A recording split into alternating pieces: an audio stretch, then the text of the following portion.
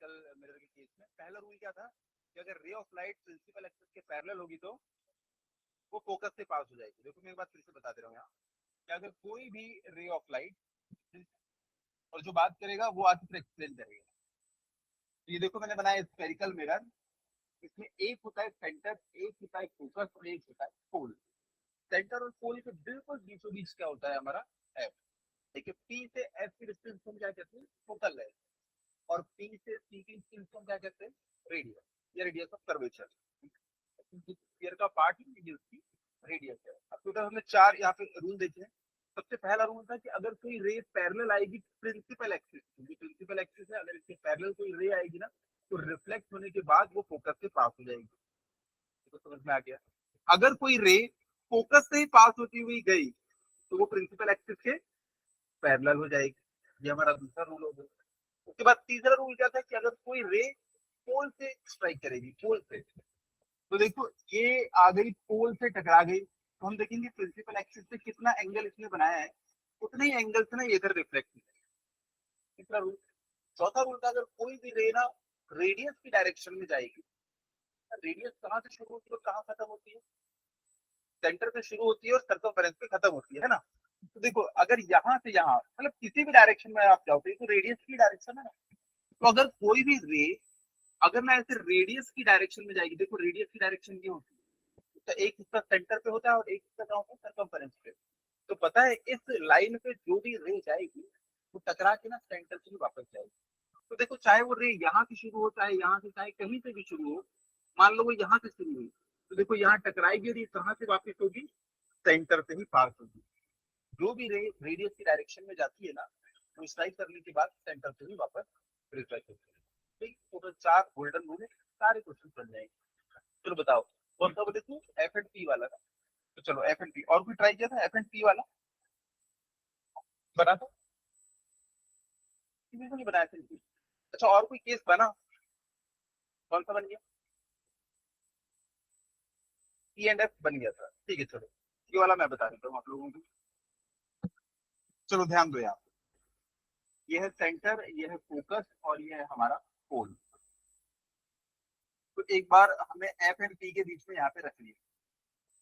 चलो ध्यान से देखो, अब आपको पता है जो भी रे प्रिंसिपल एक्सिस के पैरेलल जाएगी, जो भी रे प्रिंसिपल एक्सिस के पैरेलल जाएगी वो कहाँ से पास हो जाएगी, फोकस से। तो देखो ये फोकस से पास, ये फोकस से पास हो गई, चलेगी पहली रे।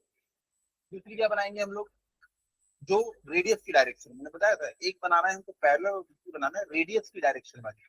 तो पहले रेडियस की ना आपको डायरेक्शन दिखा देता हूँ। रेडियस अगर बनाने बोलूंगा मैं तो आप देखो रेडियस ऐसी बनाओगे, ये उस पॉइंट से जाती हुई, क्योंकि पॉइंट ए से ही रे निकलने वाली है। पॉइंट ए से कितनी रेज निकलती है, इनफाइनाइट। मैंने एक रे ऐसी लिया जो प्रिंसिपल एक्सिस के पैरेलल है और दूसरी रे ऐसी लिया है जानबूझ के जो ना रेडियस की डायरेक्शन में, तो निकल रही है वो इस पॉइंट से, देखो ऐसे गई, और क्योंकि ये रेडियस की डायरेक्शन में तो ये कहाँ से रिफ्लेक्ट होगी, सेंटर से। तो देखो ये यहाँ से निकली रेडियस की डायरेक्शन में, इसलिए टकरा के ना वापस देखो ये इधर को आ गई। अब देखो यहाँ पे ये रेस डाइवर्ज हो रही है, कन्वर्ज हो रही है, डाइवर्ज, तो ये इधर तो नहीं मिलने से रही। तो जब इसको ऑब्जर्वर यहाँ से देखेगा, इसको ये दोनों रेज आती हुई दिख रही है ना, तो जब वो इसको ट्रेस बैक करेगा तो इसको ऐसा फील होगा कि रेज ना यहाँ से आ रही है, रेज यहाँ से आ रही है, और उसको लगेगा कि यहाँ पे है ऑब्जेक्ट। ये हो जाएगा ए डैश बी डैश, ये था ए, ये था बी। कल मैंने बताया था कॉपी पेस्ट। पहला ट्राइंगल क्या होता था हमारा, A B C and A dash B dash C.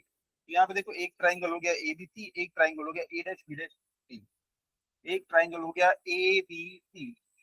ये देखो एक ट्राइंगल हो जाएगा ये वाला, ये देखो ये वाला ट्राइंगल ए बी सी, और दूसरा triangle A dash B dash सी।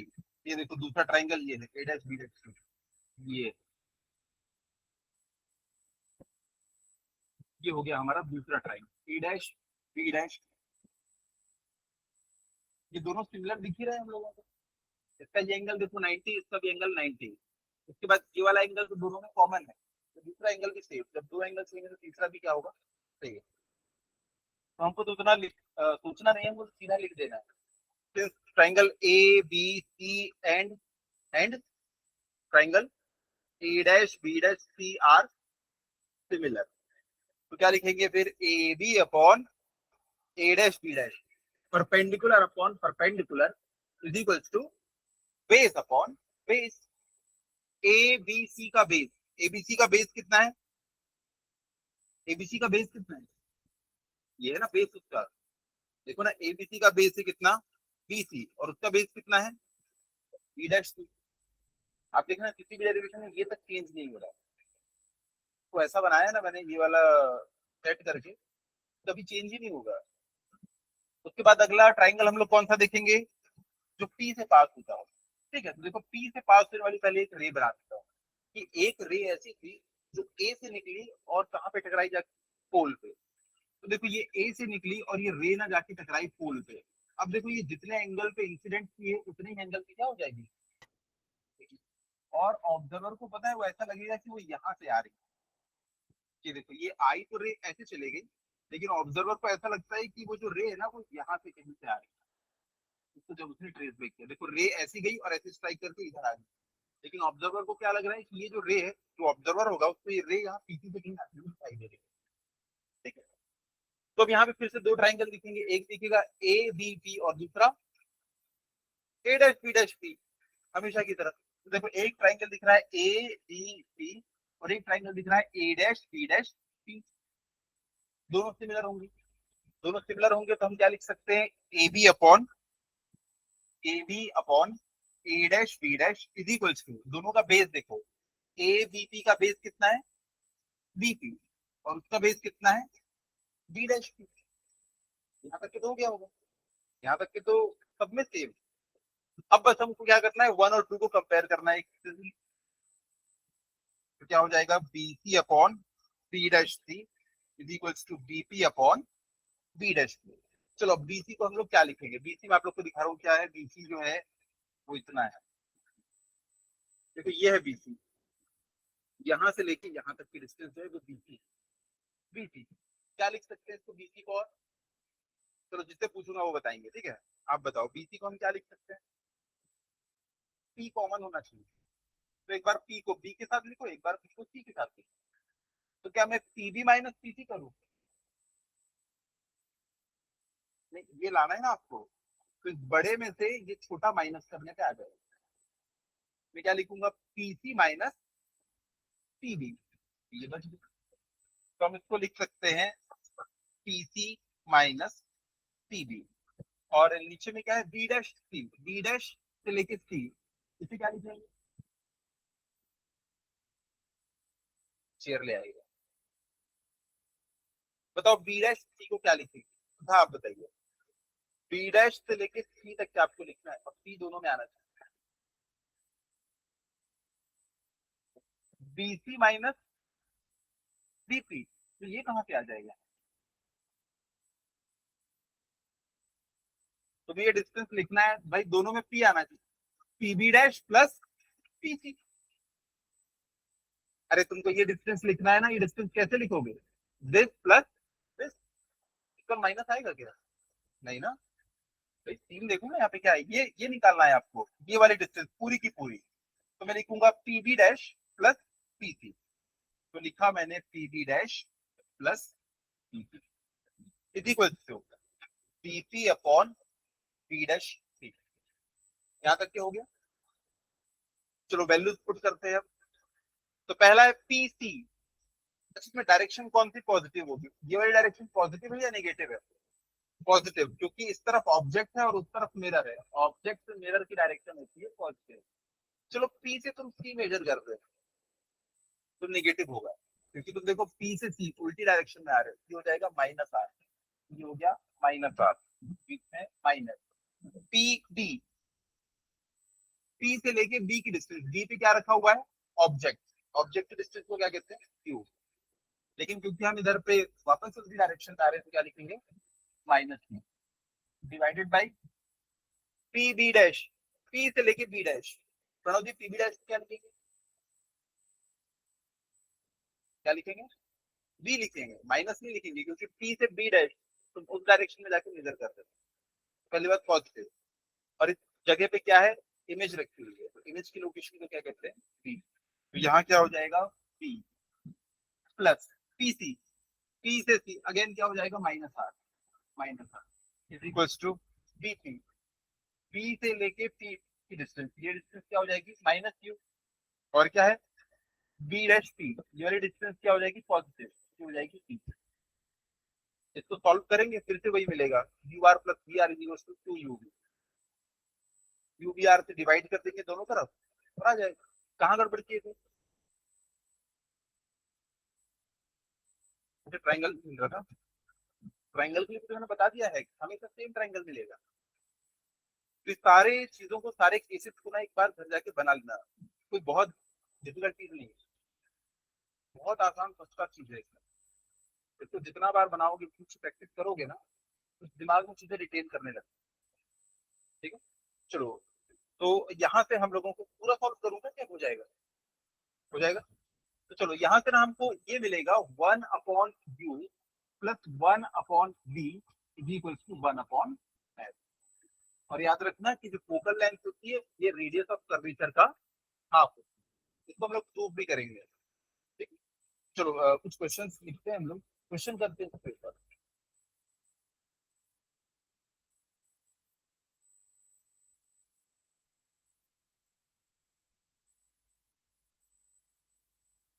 चलिए क्वेश्चन लिखिएगा।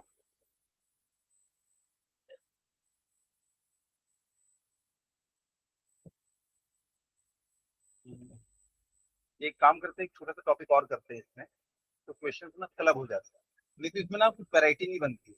यू दे दूंगा, बी दे दूंगा, एफ निकालो, एफ दे दूंगा, बी दे दूंगा, यू निकालो। ठीक है, तो एक छोटा सा टॉपिक और लिखिएगा, लीनियर मैग्निफिकेशन, लीनियर मैग्निफिकेशन, इसको हम लोग स्मॉल एम से डिनोट करते हैं, मैग्निफिकेशन बता रहा है। अभी आप लोगों ने देखा था ना, हमने इतने सारे केसेस पढ़े थे, कभी इमेज एनलार्ज दिख रही थी, कभी डिमिनिश दिख रही थी, इसी को हम लोग मैग्निफिकेशन बोलेंगे। मैग्नीफाइड हो गई, अगर मैंने बोल दिया कि एम की वैल्यू 5 है, मतलब जो इमेज बन रही है ना वो ऑब्जेक्ट से 5 टाइम्स ज्यादा बन रही है, वो मैग्निफिकेशन फैक्टर है। ठीक है, इसी को हमको निकालना है। तो लिखिएगा, इसको डिफाइन कैसे करेंगे हम लोग, लीनियर मैग्निफिकेशन इज डिफाइंड है ratio of, ratio of size of image to size of, size of क्या हो जाएगा, size of image to size of object.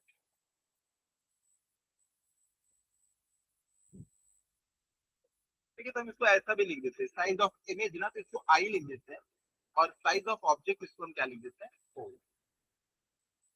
पर एक बात याद रखना, आई और ओ जब हम लोग वैल्यू पुट करेंगे ना, तो कई बार ऑब्जेक्ट ऊपर रहता है, ऊपर की डायरेक्शन में हम उसको मेजर करेंगे तो क्या होगा, वो पॉजिटिव। अगर इमेज भी ऊपर बनी ना तो वो भी क्या रहेगी, पॉजिटिव। लेकिन अगर इमेज नीचे बन गई, तो कुछ केसेस में बनी ना इमेज नीचे, तो वहां पे नीचे की डायरेक्शन को क्या लेना पड़ता है, नेगेटिव लेना पड़ता है। तो चलो इसको हम लोग देखते हैं।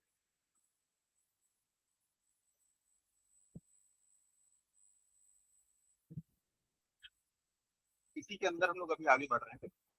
एक इतनी केस ले लेता हूँ ना, केस, यहाँ पे सेंटर, यहाँ पे फोकस, और यहाँ पे पोल, और यहाँ पे मैंने लिया ऑब्जेक्ट। अगर मैंने ऑब्जेक्ट यहाँ ले लिया, एक रे ऐसी गई तो ये यहाँ से पास हो जाएगी। उसके बाद दूसरी मैंने ले लिया कि वो अगर यहाँ से गई, वो यहाँ से ऐसे बनाते हुए चली जाएगी, तो देखो हमें यहाँ पे मिल जाएगा रे।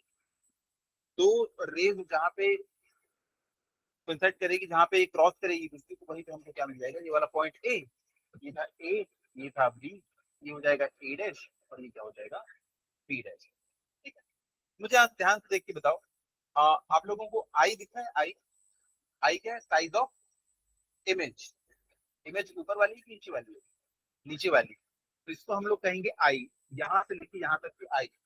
तो देखो ए डैश बी डैश, इसको ही हम लोग क्या कहेंगे, आई, साइज ऑफ इमेज। हाँ हाँ। और ए बी, इसे हम लोग क्या कहेंगे, साइज ऑफ ऑब्जेक्ट।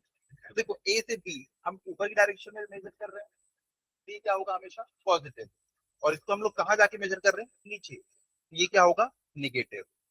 ठीक है, तो ए डैश बी डैश क्या होगा, निगेटिव। चलो यहाँ पे देखो ट्राइंगल है, triangle A B C and triangle A dash B dash C, ये दोनों ट्राइंगल कैसे? Similar triangle. देखो एक ट्राइंगल है ए बी सी और एक ट्राइंगल है ए डैश बी डैश सी। इनमें देखो ये वाली साइड जो है 90 डिग्री, इसमें ये वाली साइड 90 डिग्री, ये वाला एंगल और ये वाला एंगल तो सेम होता है, दो एंगल सेम है तो तीसरा भी सेम होगा, यानी कि क्या है, सिमिलर ट्राइंगल है। और सिमिलर ट्राइंगल में आमने सामने साइड का रेशियो क्या रहता है, सेम। चलो perpendicular upon perpendicular, A dash B dash upon A B, किसी भी साइड के ऊपर ले सकते हो। मैंने इमेज के परपेंडिकुलर को ऊपर रखा है, तो यहाँ पे क्या लिखूंगा, base A dash B dash P का बेस कितना है, A dash B dash P, इस ट्राइंगल का बेस कितना है, B dash P.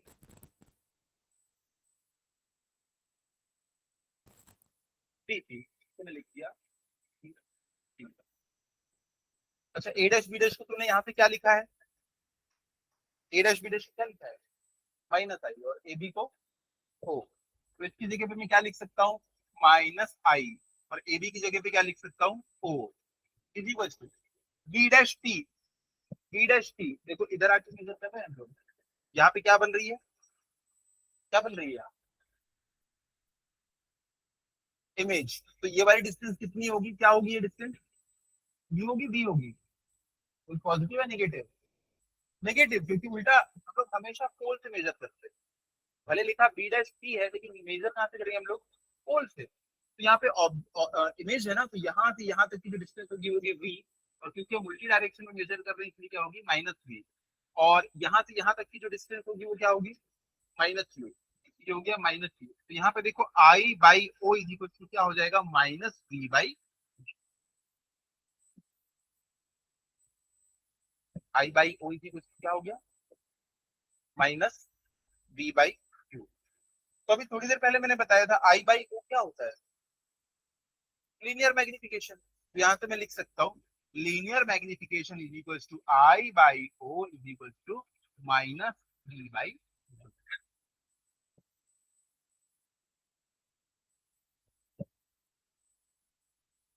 Use with sign. ये आपको जिस भी क्वेश्चन में जाओगे ना रखना है, साइन के साथ उसको यूज करना है।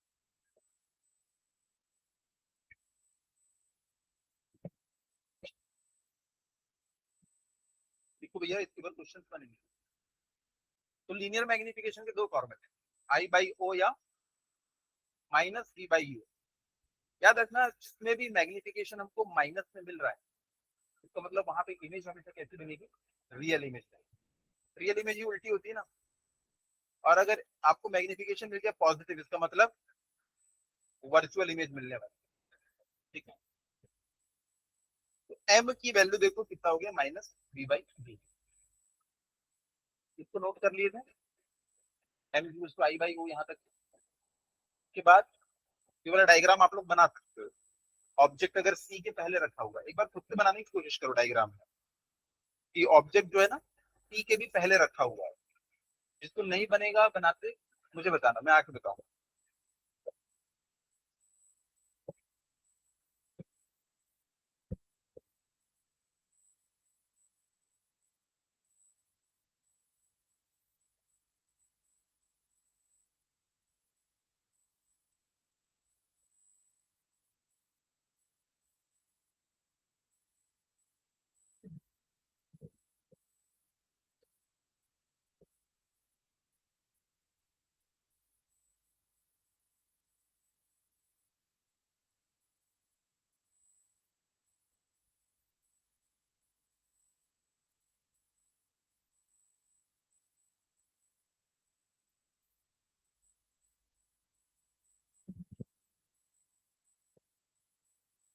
हो गया, M is equals to I by O is equals to minus V by. अब कुछ चीजें हैं और कंप्लीट कर लो पहले। क्या, हाँ यही तो फॉर्मूला है, डायग्राम बना के क्या होगा, यही तो फॉर्मूला है ना।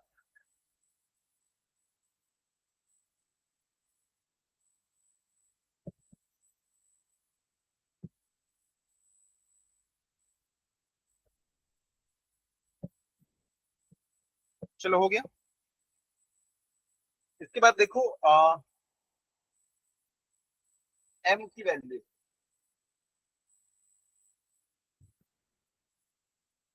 एम के देखो कितने सारे केसेस हो सकते हैं। अगर एम की वैल्यू जो है, एम की वैल्यू जो है पॉजिटिव, उसका मतलब इमेज कैसी बनेगी? वर्चुअल। और जो चीज वर्चुअल होती है वो हमेशा डायरेक्ट, सीधी इमेज बनेगी। अगर एम की वैल्यू आ गई निगेटिव, इसका मतलब क्या होगा? इमेज बनेगी रियल और इनवर्स। उसके बाद एक और चीज, अगर इसका, अभी तो देखो पॉजिटिव नेगेटिव देखा है तुमने, ऐसा भी तो हो सकता है वैल्यू आए +5 या वैल्यू आए +0.5। पॉसिबल है ना? तो देखो अगर इसका जो मैग्नीट्यूड है, अगर वो ग्रेटर देन 1, इसका मतलब इमेज कैसी बनेगी? मैग्नीफाइड या लार्ज इमेज बनेगी, लार्ज। और अगर इसका जो मैग्नीट्यूड है ना वो लेस देन 1 है, तो इमेज कैसी बनेगी? देखो इसका मतलब है इमेज ना वर्चुअल बन रही है, लेकिन ऑब्जेक्ट से बिगर साइज में बन रही है। मैग्निफिकेशन क्या है? 1 से ज्यादा है। लेकिन यहाँ पे 0.5 इमेज वर्चुअल बन रही है, लेकिन ओरिजिनल से ना जस्ट हाफ साइज की बन रही है। मैग्निफिकेशन 0.5 है, इसका मतलब कम, 1 से कम। ठीक है। कई बच्चे क्या कंफ्यूज जाते हैं, सर -3 भी तो 1 से कम है। अबे मैं मैग्नीट्यूड की बात कर रहा हूँ, मैग्नीट्यूड, टाइम वाइन नहीं। ठीक है। तो अगर -3 मिला है आपको एम का वैल्यू, इसका मतलब बताओ, कमेंट करो। इमेज कैसी? पहली बात तो लार्ज बन रही है, क्योंकि भाई 1 से ज्यादा है। तो बच्चा बोलेगा सर -3 तो 1 से कम है। सिर्फ मैग्नीट्यूड देखो, पहली बात ये देखो, इमेज ना लार्ज बन रही है। अब माइनस साइन ये बता रहा है कि इमेज ना रियल बन रही है और इन्वर्टेड बन रही है। तो यहाँ पे कंफ्यूजन तो नहीं होगा? पक्का? तो इसको नोट कर लो। क्या हुआ? कहाँ खोए रहते हो? अरे इसमें नोट करो, कोई दिक्कत नहीं।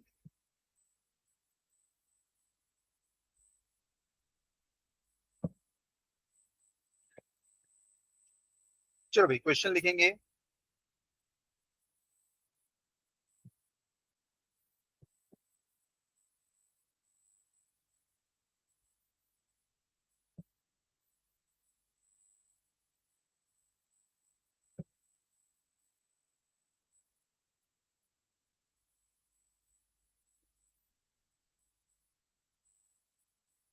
An object is kept,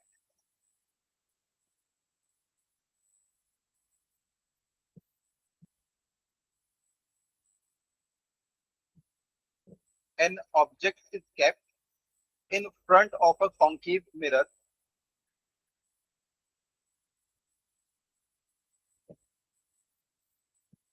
of focal length 15 centimetre.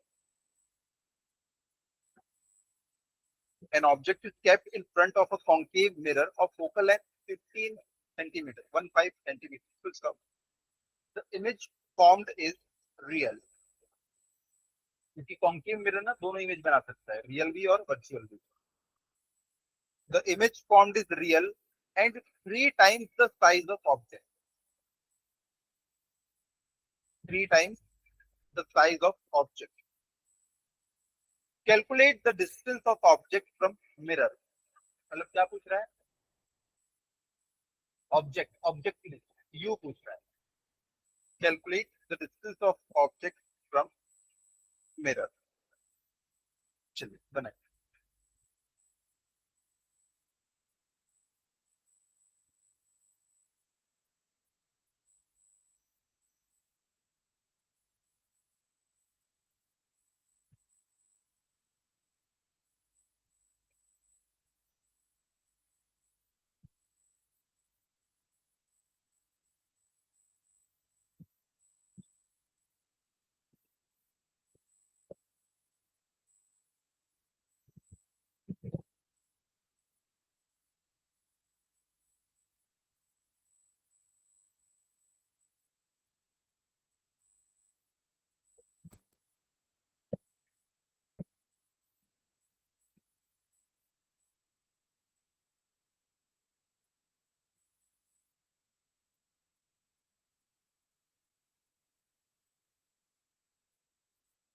Concave mirror है, रियल इमेज बन रही है और 3 टाइम्स बन रही है।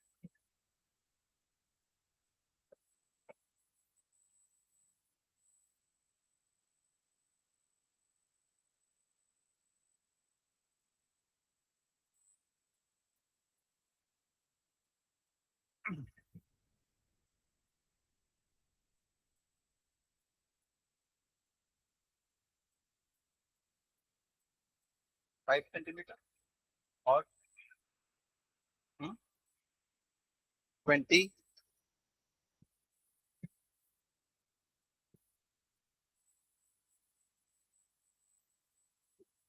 हाँ बनाते हैं, अभी देखते हैं। 20।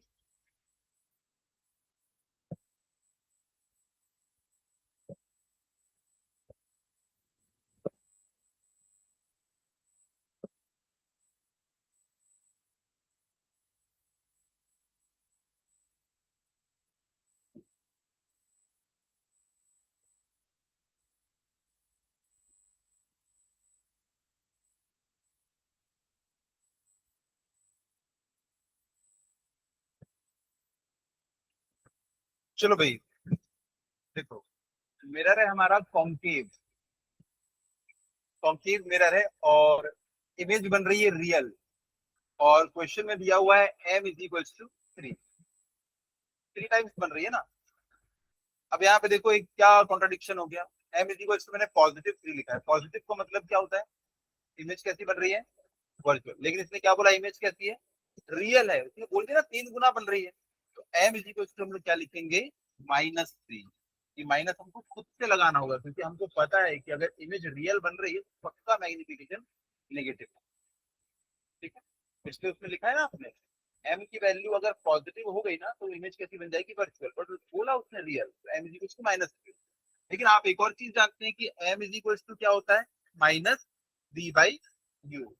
तो यहाँ से इक्वेशन 1 और इक्वेशन 2 से मैं क्या लिख सकता हूँ, -v/u is equal to -3, minus से माइनस कट जाएगा और v इज इक्वल टू क्या बचा, 3u। ये एक बड़ी इंपॉर्टेंट चीज मिल रही है। अब आप लोगों ने मिरर फॉर्मूला पढ़ा हुआ है, तो क्या है, 1/u plus 1/v is equal to 1/f। और क्वेश्चन में देखो क्या फोकल लेंथ भी दिया है, क्वेश्चन में फोकल लेंथ भी दिया हुआ है, f is equal to 15 centimetre, सही लिखा कि गलत लिखा। कॉन्केव मिरर के लिए फोकल लेंथ हमेशा क्या होती है, नेगेटिव। हाँ देखो क्यों नेगेटिव, क्योंकि ये हमारा मिरर है। एक बात बताओ, ये हमारा मिरर है, ये जिस स्फीयर का पार्ट होगा वो स्फीयर ऐसा होगा ना, इसका सेंटर यहाँ होगा, यहाँ से हम यहाँ मिलाएंगे, इसका फोकस यहाँ होगा। तो देखो रेडियस इसकी जब मेजर कर, अच्छा ऑब्जेक्ट कहाँ रखोगे, ऑब्जेक्ट भी तो इधर ही रखोगे ना। तुम्हें इमेज बनाना है, तुम मिरर के पीछे जाके इमेज बना सकते हो क्या, नहीं, तुम्हें तो यही रखना पड़ेगा। ऑब्जेक्ट से मिरर की डायरेक्शन ये है, लेकिन देखो तुम रेडियस मेजर करोगे या फोकल लेंथ मेजर करोगे ऐसे, तो हम सीधा रट लेना उसको, कॉन्केव मिरर के लिए हमेशा फोकल लेंथ क्या होगी, नेगेटिव। तो यहाँ पे देखो मैं लगा लूंगा इसमें एक सामने माइनस, ये माइनस, फोकल लेंथ क्या है, माइनस। कॉन्केव मिरर है, फोकल लेंथ हमेशा निगेटिव।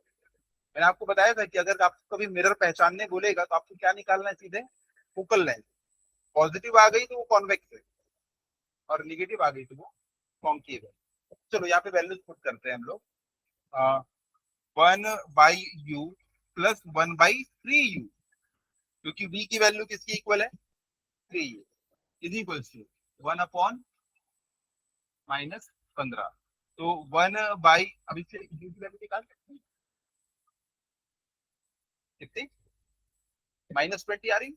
हाँ, और देखो हमेशा देखो ये ऑब्जेक्ट यहाँ पे है तो इसके लिए ये तो हमेशा नेगेटिव नहीं आएगा, क्यू के साथ माइनस सिंबल है, मतलब वो क्या दिखा रहा है कि ऑब्जेक्ट और इमेज दोनों एक ही तरह, ठीक।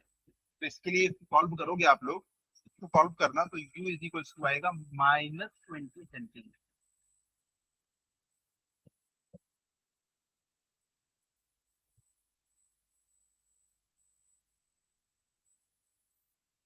अगर +20 लिख दिए इसका मतलब ऑब्जेक्ट रखा है इधर और तुमने पॉलिश भी कर दी है इधर, पॉसिबल है क्या ऐसा, नहीं मिलेगी, -20। चलो अगला क्वेश्चन लिखो।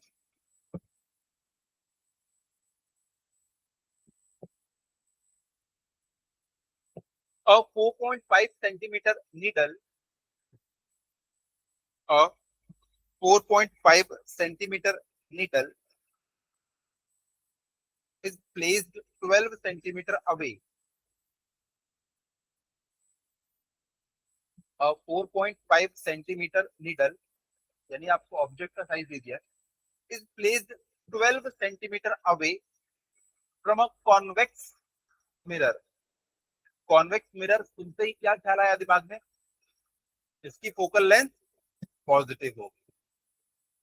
अब 4.5 centimeter needle is placed 12 centimeter away from a convex mirror of focal length 15 centimeter.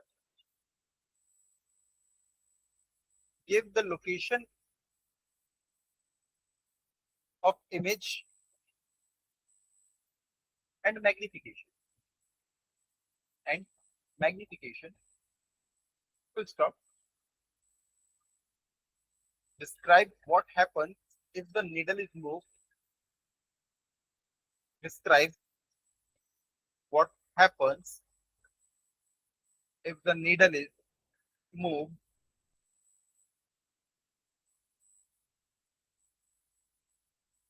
away from the mirror. Needle को तुम उससे दूर ले जाओगे तो क्या फर्क पड़ेगा?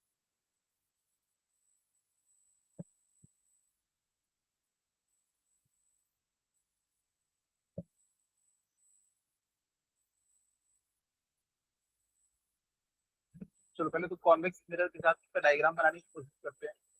कॉन्वेक्स मिरर कैसे दिखता है?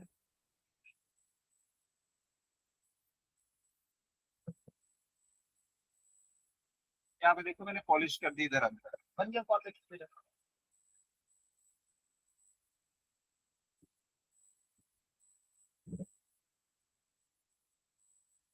इसकी फोकल लेंथ कितनी? 15 सेंटीमीटर ना। तो यहाँ पे देखो एफ, यहाँ पे है हमारा फोकस और यहाँ पे है हमारा सेंटर। भाई सेंटर तो सर्कल के अंदर ही होगा ना। सेंटर और पोल के बीच बीच क्या होता है? फोकस। अब देखो ऑब्जेक्ट कहाँ रखूं मैं? लेफ्ट साइड में रखूं कि राइट साइड में रखूं? लेफ्ट में ना, क्योंकि वहां तो भाई पॉलिश लगी हुई है अंदर। भैया ये रहेगा यहाँ पे। ये देखो ये है हमारा ऑब्जेक्ट। इसकी जो हाइट है वो है 4.5 सेंटीमीटर, और ये जो डिस्टेंस है ना ये है 12 सेंटीमीटर। और क्योंकि ये 15 सेंटीमीटर है इसलिए ये वाली डिस्टेंस जो है ना ये 15 सेंटीमीटर। क्वेश्चन नहीं गिवन है, फोकल लेंथ 15 सेंटीमीटर है, ऑब्जेक्ट 12 सेंटीमीटर दूर रखा है, ऑब्जेक्ट की हाइट जो है 4.5 सेंटीमीटर है। तो आप बताइए इसकी इमेज कहाँ बनेगी और इसका मैग्निफिकेशन। अच्छा तुम रे डायग्राम से बना सकते हो कि पहले? एक बार कोशिश करो रे डायग्राम से बनाने की।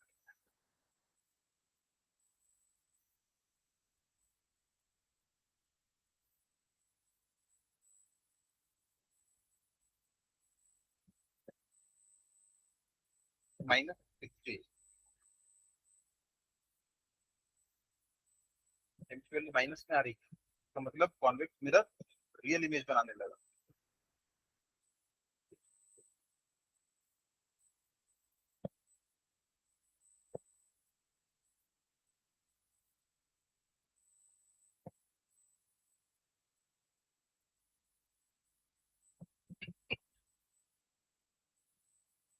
Sam actually positive negative. हाँ पॉजिटिव। हाँ माइनस पहले तो रहता है, मैंने बोला ना साइन के साथ पहले स्विच करना।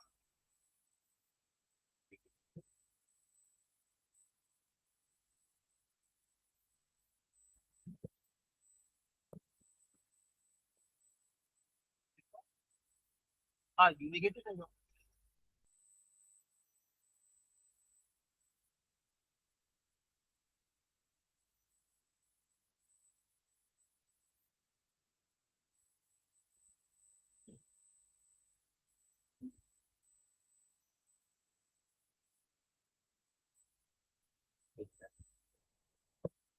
कितना कितना आंसर आ रहा है? सबका अलग अलग आ रहा है। कितना है साउथ? M 0.5।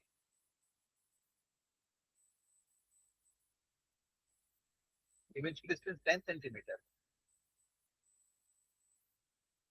नहीं, मेरे पास आंसर नहीं है, मैं इसलिए आप लोगों से आंसर ले रहा हूँ पहले।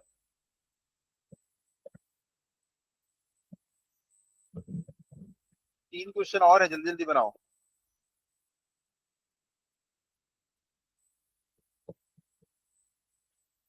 6.67। चलो भाई, चलो मैं सॉल्व कर रहा हूँ। अच्छा, यू को अगर मैं लिख दूं 12 सेंटीमीटर, यू को मैंने लिख दिया 12 सेंटीमीटर, सही गलत? माइनस में आएगा क्योंकि भैया ये रहता है पोल, पोल से हम इधर को आके मेजर कर रहे हैं। एक्चुअल में ऑब्जेक्ट यहाँ है, मिरर यहाँ, ये डायरेक्शन होती है पॉजिटिव, बट मैं तो उल्टा आके मेजर कर रहा हूँ, इसलिए हो जाएगा -12 सेंटीमीटर। अच्छा, इसकी फोकल लेंथ जो है मैंने लिख दिया -15 सेंटीमीटर। माइनस होगी प्लस, प्लस कॉन्वेक्स नाम सुना तो प्लस। अब सीधा उठा के क्या लगा देंगे, यू और एफ पे हमको बी निकालना है। ये तो बड़ा आसान क्वेश्चन है। 1 बाई, तो 1 by -12 plus 1 by B is equals to 15। तो 1 by B is equals to 15 plus 12। इतना ही किया था ना? इसी से आ जा रहा है। तो 1 by B is equals to 12 और 15 में एलसीएम क्या आ जाएगा, 60। 15 से 4 बार प्लस 12 से 5 बार। तो 1 by B is equals to क्या आ गया, 9/60। तो बी इज इक्वल्स टू क्या हो जाएगा, 60/9। 6.67। तो v इज इक्वल्स टू आ गया 6.67 सेंटीमीटर। सारी वैल्यूज हमने ना इसमें पुट की। अच्छा, v की वैल्यू पॉजिटिव में आ रही है, इसका मतलब इमेज इधर को बन रही होगी या राइट साइड को? Right side. और तुम्हें तो पता ही है कॉन्वेक्स मिरर हमेशा कैसी इमेज बनाता है, वर्चुअल। वर्चुअल इमेज हमेशा इधर अंदर में बनती है ना। लोगों ने अगर इसका रे डायग्राम बनाया होगा तब देखा होगा कि यहाँ पे बन रही है। और मैग्निफिकेशन कितना मिला, 0.05 आ रहा है, 0.5।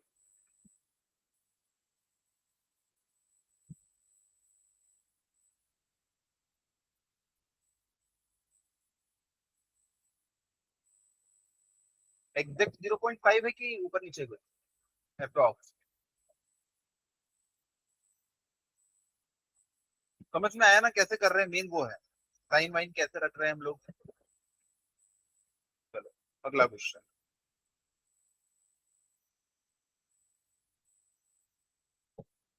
हाँ, मैग्निफिकेशन क्या होता है, -b/u।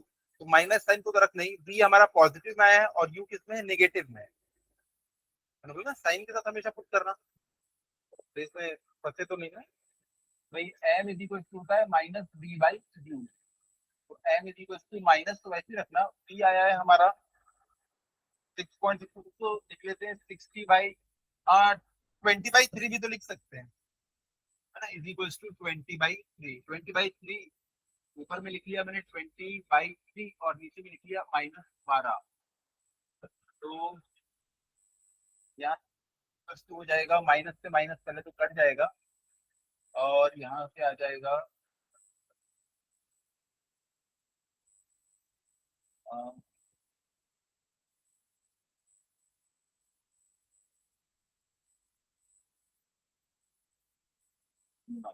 5/9। यूनिट तो हो जाएगी सेंटीमीटर या मीटर? कुछ नहीं, क्योंकि size of image size of object है ना, सेंटीमीटर सेंटीमीटर कट गया, बस फैक्टर है। ठीक है, इतना आगे। इसमें एक और चीज पूछा है कि अगर तुम इसको अवे ले जाओगे, इसको अवे ले जाओगे तो इमेज के साथ क्या होगा, बताओ। हाँ, कमेंट करो ना कि अगर तुम इसको ना इससे दूर ले जाओगे तो इमेज के साथ क्या होगा। पहली बात, इमेज भी शिफ्ट होगी, भाई ऑब्जेक्ट शिफ्ट हो रहा है तो इमेज भी शिफ्ट होगी। लेकिन पहली बात, वो बन कहाँ रही है, कहाँ बन रही है? देखो याद रखना, अगर इन्फानाइट पे ऑब्जेक्ट है ना तो इमेज कहाँ बनती है, फोकस पे।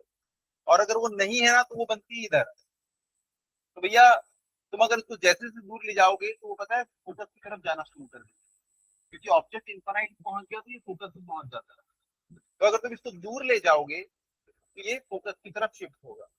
और जितना दूर ले जाओ इमेज इतनी बड़ी बनती है, छोटी बनती है, छोटी बनती है। तो कॉमन सेंस वाली बात है। आज रात में भी उठा के पूछ दूं, मिरर से दूर जा रहा हूँ, मेरी इमेज बड़ी बनेगी छोटी बनेगी, क्या बोलोगे? छोटी बनेगी, है ना? चलो, तो लिख लेना, इसमें कमेंट लिख लेना। As the object move away from the mirror, from the mirror, image shifts towards focus,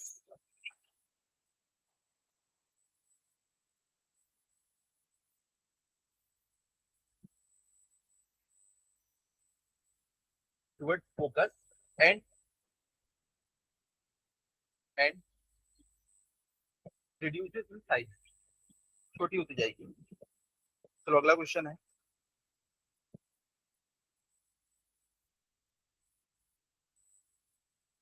When the distance of an object from a concave mirror, when the distance of an object from a concave mirror is decreased, when the of an object from a concave mirror is decreased from 15 centimeter to 9 centimeter, मतलब ये towards है या away है? Towards, पहले 15 centimetre था, 9 centimetre पे आ गया। मैं रिपीट कर रहा हूँ, when the distance of an object from a concave mirror is decreased from 15 centimeter to 9 centimeter, the image gets magnified. The image gets magnified 3 times than THAN, than that in first case. Then that in first case, full stop. Calculate the focal length of mirror. Calculate the focal length of mirror. Calculate the focal length of mirror. बस इतना ही है, छोटा सा question है, 2 line.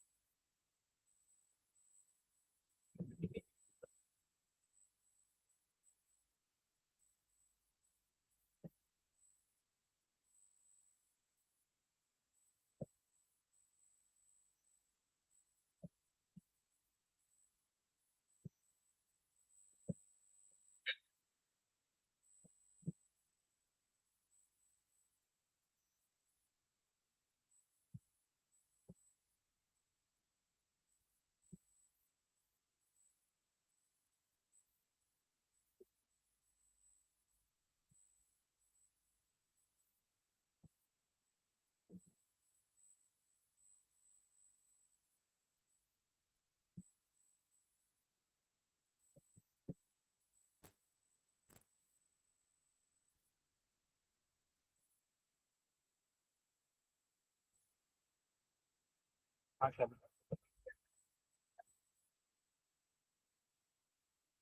M3 नहीं, M पहले 3 नहीं, क्या बोल रहा है? पहले केस के कंपेयर में दूसरे केस में ना इमेज 3 टाइम्स बढ़ती है। दोनों में डिफरेंस है। एक क्या होता है, एम क्या होता है, size of image to the size of object. लेकिन ये क्या बोल रहा है, पहले केस में जो इमेज बनी थी और दूसरे केस में जो इमेज बनी, तो ये सिर्फ 3 टाइम्स ग्रेटर थी, एम नहीं है। भाई ये इमेज टू इमेज रेशियो है ना, ये बोल रहा है अब जो इमेज बन रही है ना वो पहले केस से 3 टाइम्स बिगर है। अभी की इमेज पिछली इमेज से 3 टाइम्स बिगर है, तो ये एम नहीं है, ये तो इमेज टू इमेज रेशियो है।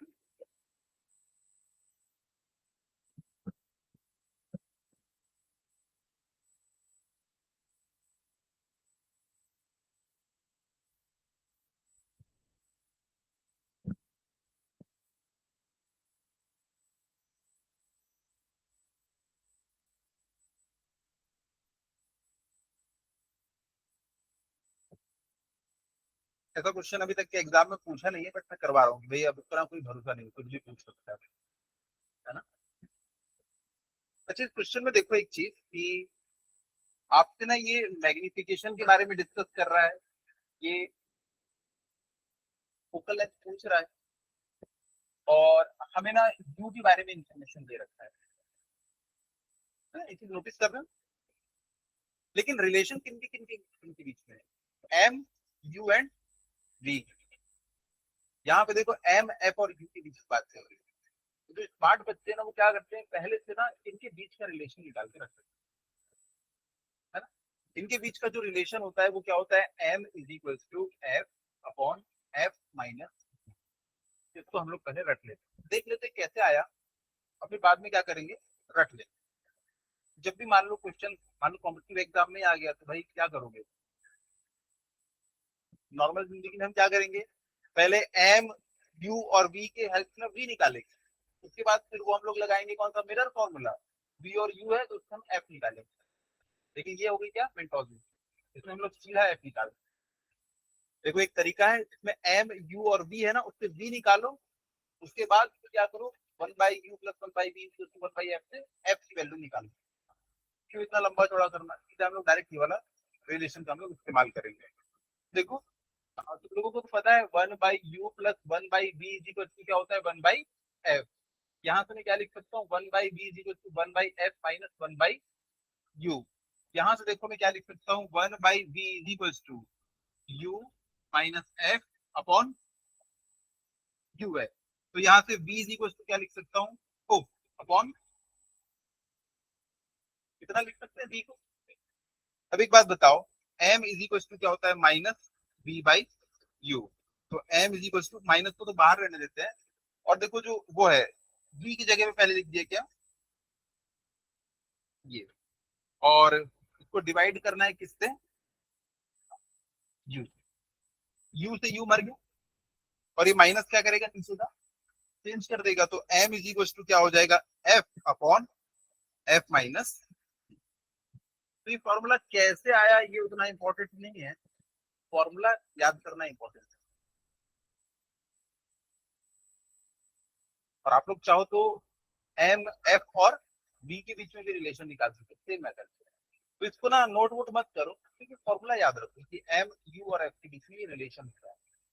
तो क्या ऐसे क्वेश्चन जिसमें अगर मान लो पूछ लिया एग्जाम में, तो हम डायरेक्ट रिलेशन लिख के निकाल सकते।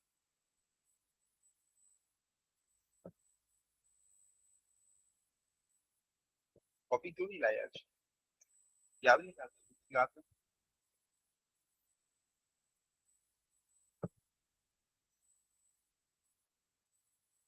क्या हुआ,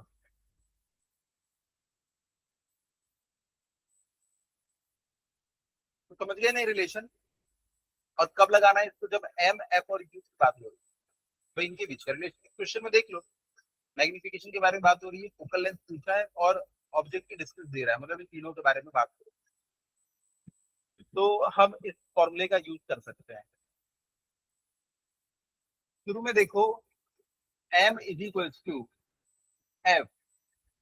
अच्छा, मिरर की फोकल लेंथ चेंज हो सकती है क्या, जब तक मिरर का ही डायमेंशन चेंज नहीं होगा ना, तब तक के फोकल लेंथ चेंज नहीं हो सकती। फोकल लेंथ क्या है, रेडियस का आधा है, कॉन्केव मिरर की रेडियस कैसे चेंज कर दोगे भाई। तो देखो, F upon F minus you, ये हमारे पास में फॉर्मूला है। देखो, तो देखो उसने क्या किया, शुरुआत में जो u था वो कितना था, 15, और बाद में जो u है वो कितना हो गया, 9। कौन सा मिरर है ये, कॉन्केव, इसके लिए u हमेशा क्या होता है, नेगेटिव। तो पहले u -15 था, बाद में u कितना हो गया, u डैश बोल देते हैं इसको, -9 हो गया। तो भैया अगर u चेंज हुआ है, मैग्निफिकेशन भी चेंज होगा। तो शुरुआत वाला जो हमारा मैग्निफिकेशन था ना, वो इतना था, f अपॉन f माइनस माइनस 15। तो m इज इक्वल टू हम लिख सकते हैं f अपॉन f प्लस 15।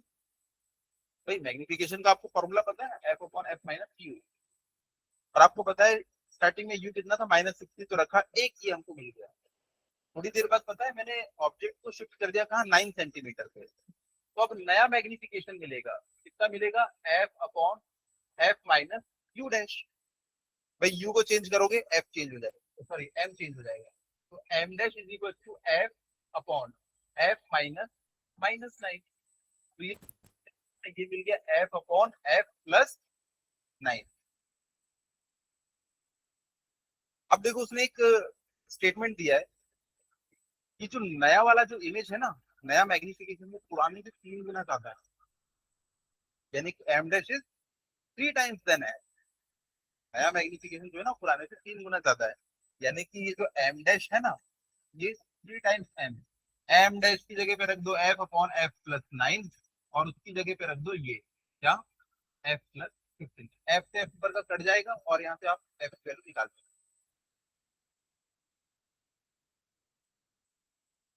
मैं बोल रहा हूँ ये वाला क्वेश्चन अभी तक के बोर्ड एग्जाम में नहीं पूछा है, बट आसान है ना, अगर ऐसा क्वेश्चन आप पूछे तो।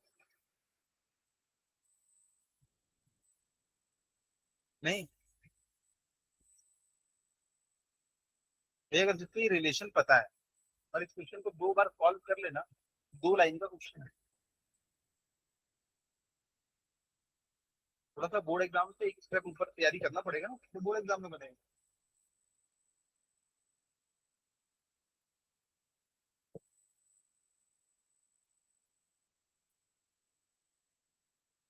हो गया,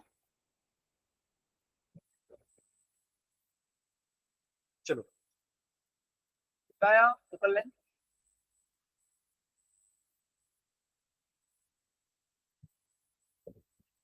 इत्यादि focal length -6।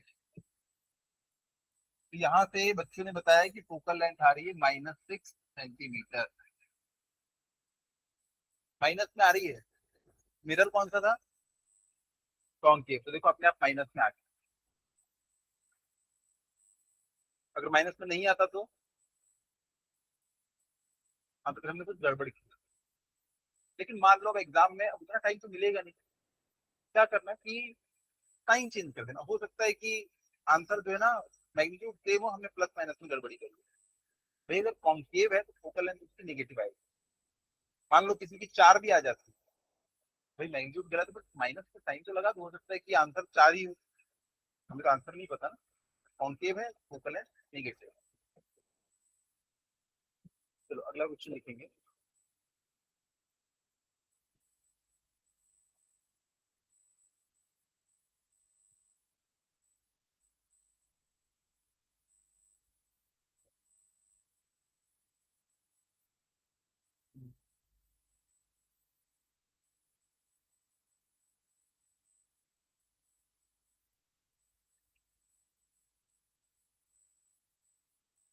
Calculate the distance.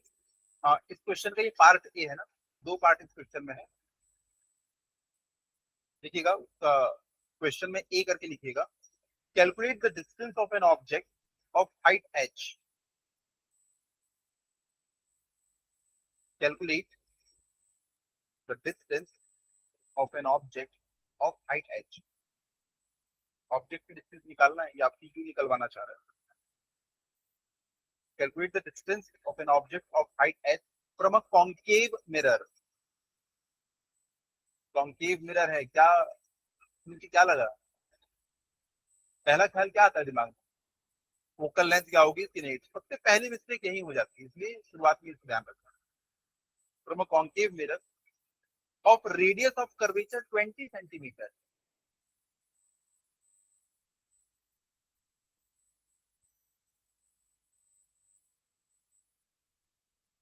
so as to obtain a real image, so as to obtain a real image of magnification 2।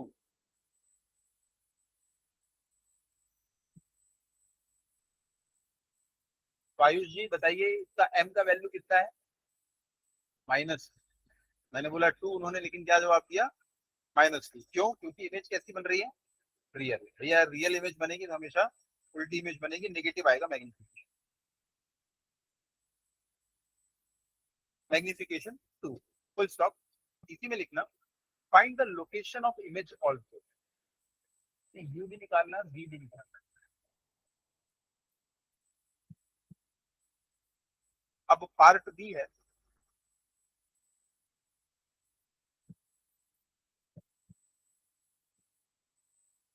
using mirror formula, using mirror formula,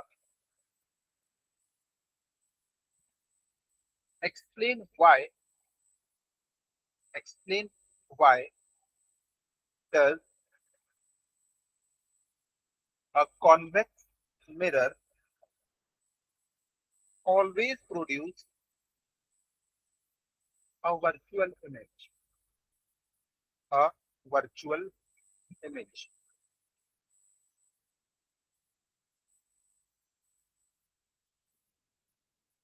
ये बताइए क्या क्या डेटा गिवन है क्वेश्चन में। क्वेश्चन में देखो radius of curvature दिया हुआ है 20 सेंटीमीटर।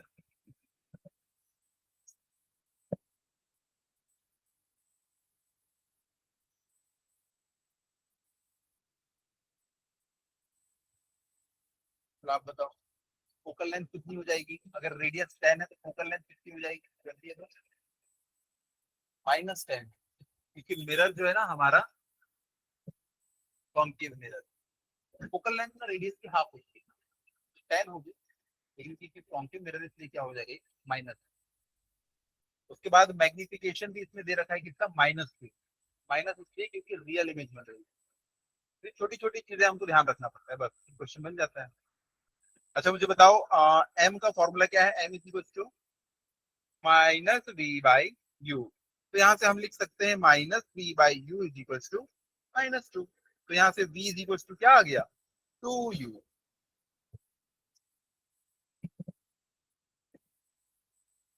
तो आ गया v is equal to happy birthday to you. चलो भाई, अब इसमें u और v दोनों निकालने बोला है, आप बताओ। f दिया है और u और v दोनों निकालना है, कौन सा फॉर्मूला लगाओ। हाँ, f u और v के बीच क्या रिलेशन है बताओ। वन अपॉन है, खत्म। इसी को हम मिरर फॉर्मूला कहते हैं, 1/u plus 1/v is equal to 1/f। तो देखो u और v ना दोनों अननोन है, लेकिन एक के टर्म्स में हम दूसरे को लिख सकते हैं। तो v की जगह हम क्या लिख सकते हैं 2u। तो 1/u plus 1/2u is equal to 1/f। तो 1/u plus 1/2u is equal to क्या हो जाएगा 1/-10। यहाँ से u को कॉमन निकाल लो, क्या बचेगा पता है 1 प्लस 1/2 इज इक्वल टू -1/10। एक में आधा जोड़ो तो क्या मिल जाता है 1.5 डेढ़ हो क्या लिखते हैं 3/2, ये हो गया 3/2। 3/2 u इज इक्वल टू -1/10। तो u इज इक्वल टू कुछ कुछ आ जाएगा यहाँ से,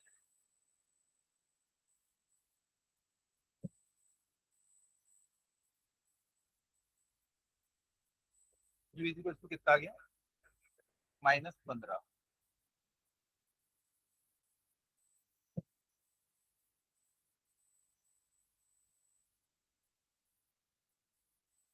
अच्छा u कभी पॉजिटिव हो सकता है क्या, वो बेचारा हो ही नहीं सकता क्योंकि उसको पोल के हमेशा सामने रखना पड़ेगा।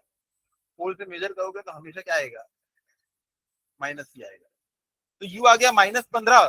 तो यहाँ से v इज इक्वल टू क्या 2u, कितना होगा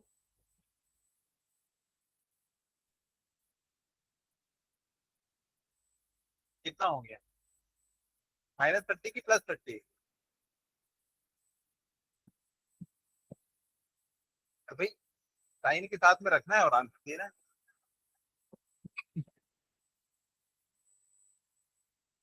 मैंने यू निकाल दिया, आप लोग भी बताइए।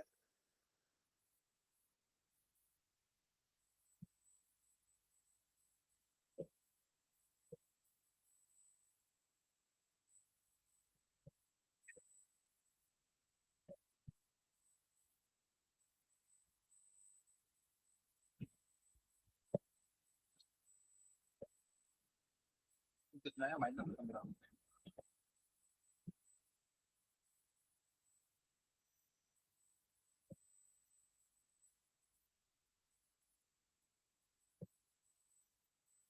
हाँ हाँ हाँ हाँ, क्या बोल रहे हो?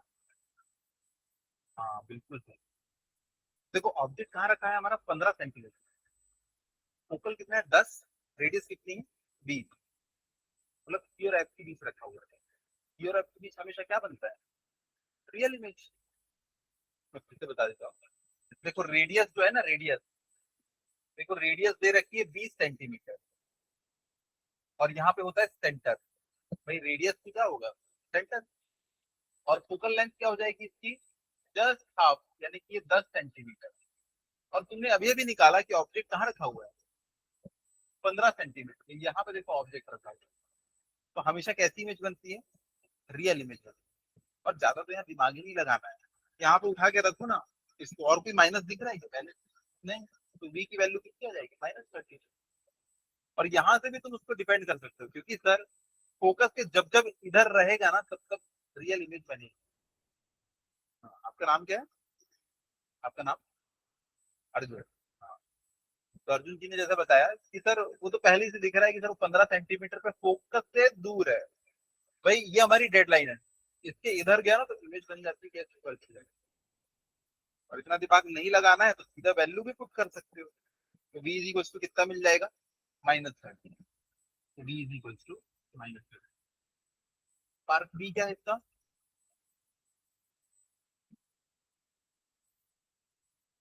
पार्ट बी था ना,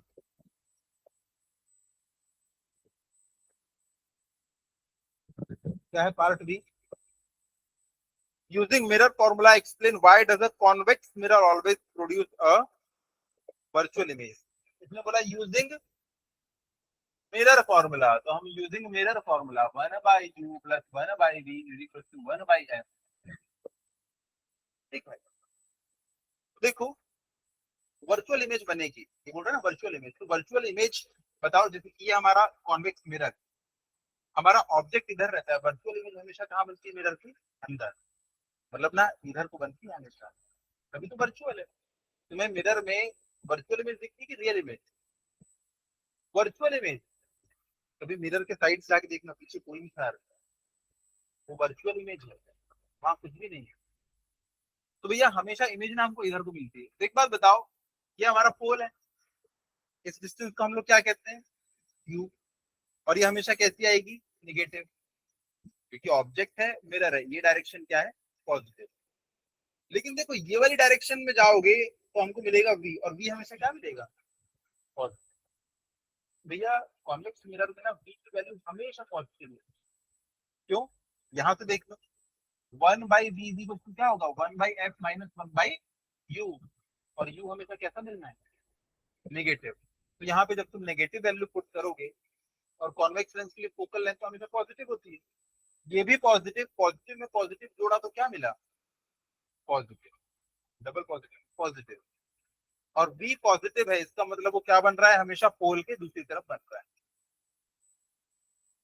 भावना समझ गया। भैया मिरर फॉर्मूले से हमने एक्सप्लेन किया कि भैया 1/v इज 1/f-1/u होता है। और u की वैल्यू तो हमेशा नेगेटिव होती है, जब पुट करोगे ना तो 1/v is equal to positive मिलेगा, और v की वैल्यू पॉजिटिव। u नेगेटिव है, v पॉजिटिव, मतलब मिरर के एक इधर बन रहा है, एक इधर बन रहा है, और वर्चुअल इमेज बनती है इसमें, है ना।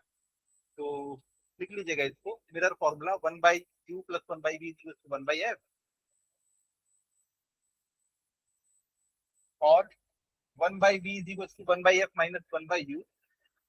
फिर लिखिएगा since since f is positive for convex mirror, आपको क्वेश्चन नहीं बोला है, कॉन्वेक्स मिरर के बारे में बात कर रहे हैं, and u is always negative।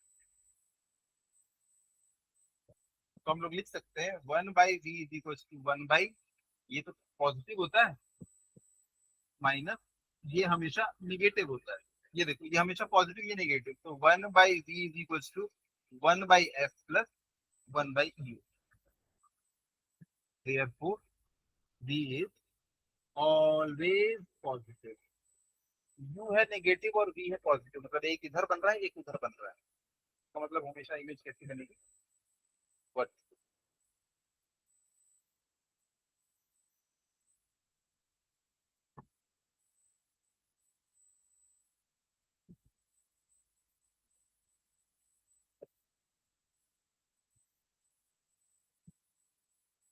Homework note कीजिए, फिर हम लोग जाते हैं।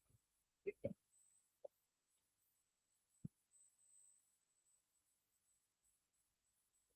क्या जल्दी है? कुछ तो जल्दी है। कॉपी बंद करो, जिसको जल्दी है वो कॉपी बंद कर दो। चलो लिखो question. A small candle 2.5 centimeter in size. A small candle 2.5 centimeter in size is placed 27 centimeter. Repeat कर रहा हूँ.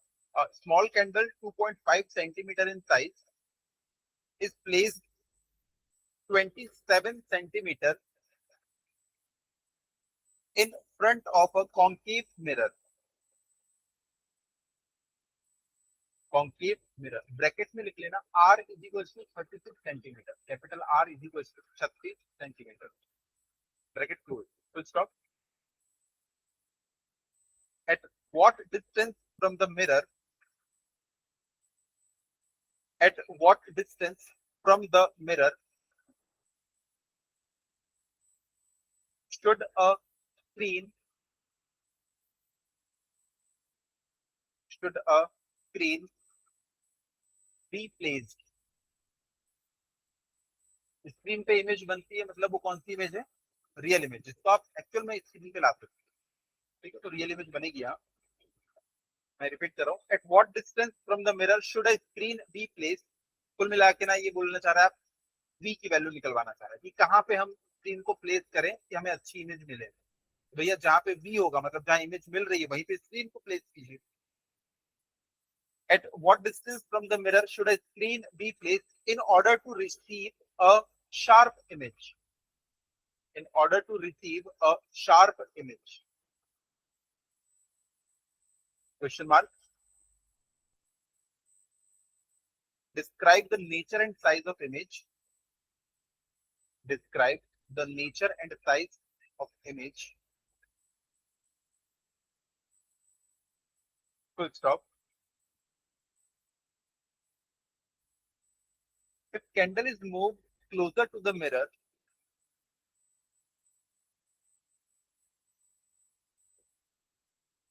if the candle is moved closer to the mirror, how would the screen, how would the screen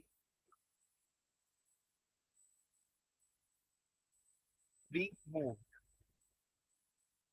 अगर candle को आप mirror के close लाएंगे तो screen को भी तो इधर उधर करना, व्यू चेंज होगा तो वी भी चेंज होगा। तो यही पूछ रहा है।